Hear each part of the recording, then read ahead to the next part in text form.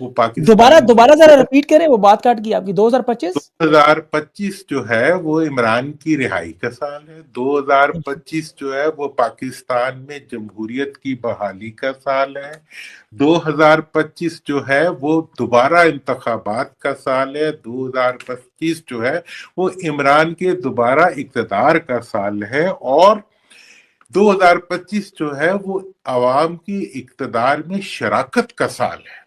اور سر دو یہ تو ہزار بہت بڑی بات آپ نے کی ہے. مطلب چاروں پوائنٹ جو آپ نے کیے ہیں یہ تو مطلب پورا پاکستان کا نقشہ ہی بدل دیں گے.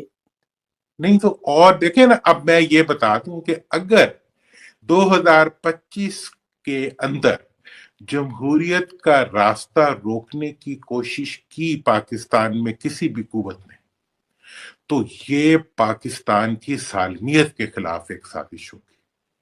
اور میں سمجھتا ہوں کہ 2025 میں اس